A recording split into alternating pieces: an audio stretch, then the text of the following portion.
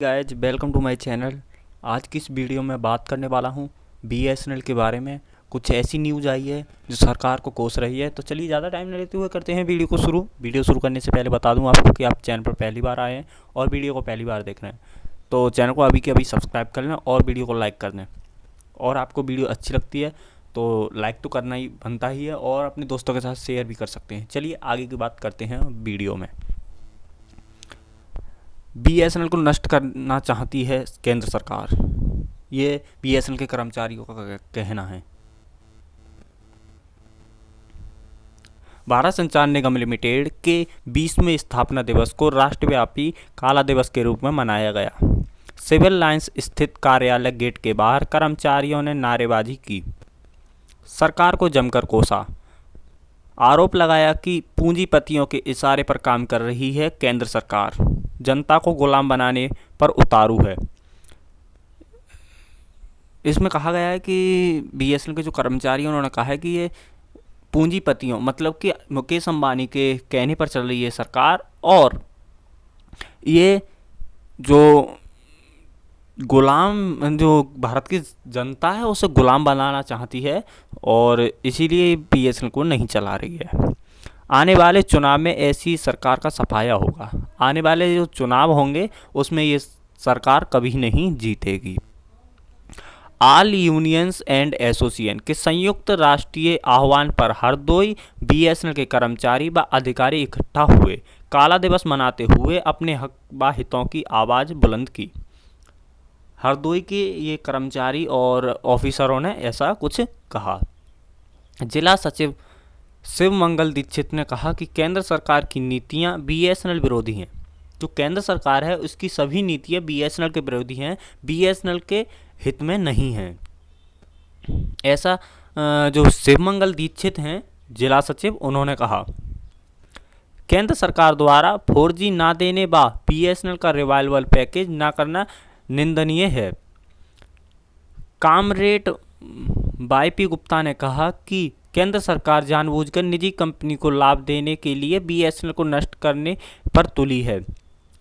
ये जानबूझ जो सरकार है ये जानबूझकर कर रही है कि बीएसएनएल ना चले और जियो चलता रहे। ऐसा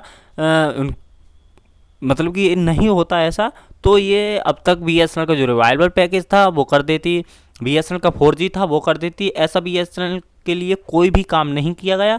तो ऐसा इससे प्रतीत होता है कि बीएसएनएल का जो चलने का ना चलने का जो मेन रीज़न है वो ये है कि मोदी सरकार सोच रही है कि जो प्राइवेट कंपनियां हैं मुकेश अंबानी की, जो जियो है वो चलती रहे और बीएसएनएल चले या ना चले इससे हमें कोई मतलब नहीं है। ऐसा कुछ प्रतीत होता है ऐसा। और कर्मचारियों ने कहा, बीएसएनएल के जो हरदोई के कर्मचारियों और ऑफिसर हैं उन्होंने भी ऐसा ही कहा है।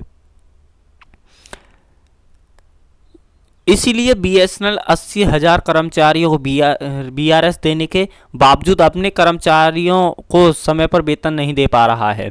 कर्मचारी नेताओं ने कहा कि केंद्र सरकार तत्काल बीएसएनएल को 4G की सुविधा दे, कामकाज में आ रहे अवरोधों को दूर करे, रिवाइवल प्लान को जल्दी लागू करे। इस मौके पर प्रहलाद सिंह, एसके, ओपी गुप्ता और शांति देवी, श्रीपाल, बालकराम, जयराम वर्मा, राजेश सक्सेना, दीना लाल, इच्छाराम, जीताराम और आदि मौजूद रहे। तो इसमें सीधा सीधा कहा जा रहा है और सीधा सीधा इसका जो मेन मकसद है वो ये निकल कर आ रहा है कि केंद्र सरकार है वो बीएसएनएल को इसलिए नहीं चला रही है क्योंकि मोदी जी के जो दोस्त हैं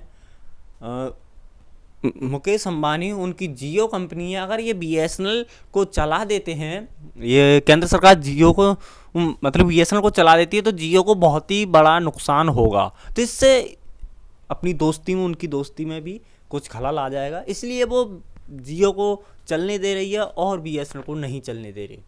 अगर ये ऐसा नहीं होता तो इसके कर्मचारी सीधा सीधा बोल रहे हैं कि अगर ये चला देता, रिवाइवल प्लान था वो नहीं इसने लागू किया और इसका 4G था अभी तक वो नहीं आया, मतलब कि आज 5 महीने पहले, 4-5 महीने पहले 4G आ जाना था। तो उसका जो पहले इसका जो टेंडर था वो हो गया था चाइना से, वो इसने रद्द कर दिया। इसीलिए रद्द कर दिया क्योंकि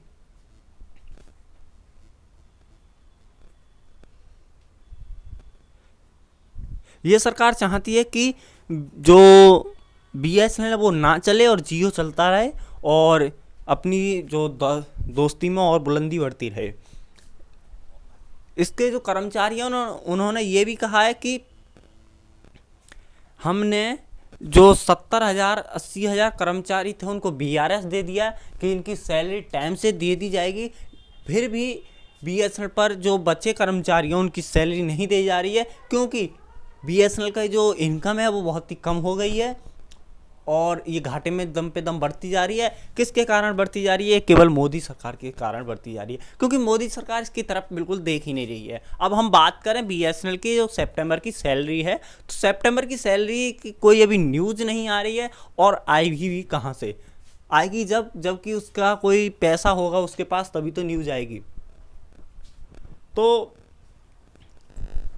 इसके पास पैसा ही नहीं है, और पैसा होता तो अब तक सितंबर की सैलरी दे दी गई होती। और बात करें कॉन्ट्रैक्ट वर्कर की सैलरी के बारे में, तो कॉन्ट्रैक्ट वर्कर की सैलरी तो मतलब कि मुश्किल ही है कि दे पाएगा ही BSNL।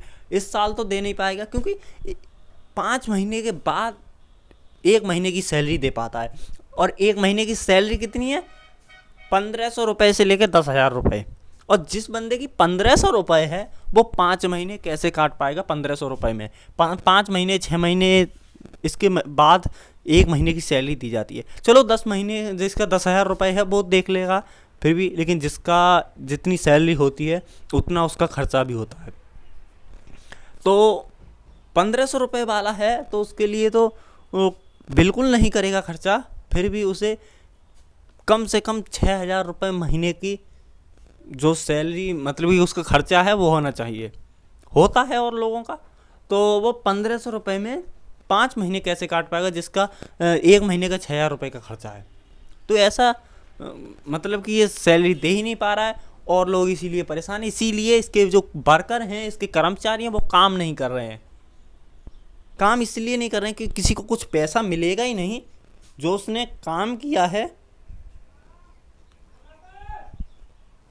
उसका कोई भी पैसा नहीं मिलेगा, तो वो क्यों काम करेगा? तो BSNL का कुछ ऐसा ही रगड़ा चल रहा है। अब देखते हैं आगे क्या होता है। और BRS की बात करें तो BRS की कुछ आधी पेमेंट दे दी गई है, और आधी पेमेंट के बारे में भी कोई जानकारी नहीं मिली है, और जैसी जानकारी मिलेगी मैं आपको ज़रूर बताऊंगा। तो कैसी लगी ये न्यूज़ आपको? न्यूज़ अच्छी लगी हो तो वीडियो को लाइक ज़रूर करें, और अपने दोस्तों के साथ शेयर भी कर सकते हैं, और चैनल को सब्सक्राइब कर लेना। और आपको कोई भी कमेंट मतलब डाउट हो तो मुझे कमेंट बॉक्स में जाकर अपना कमेंट लिख सकते हैं। मैं आपके हर एक डाउट का आंसर दूंगा। और आपको मुझसे पर्सनली बात करनी है तो मैं डिस्क्रिप्शन में अपना जो इंस्टाग्राम लिंक है वो दे दूंगा, और मुझे इंस्टाग्राम पर आप मैसेज कर सकते हैं फॉलो करने के बाद। चलिए मिलते हैं अगली वीडियो में, बाय।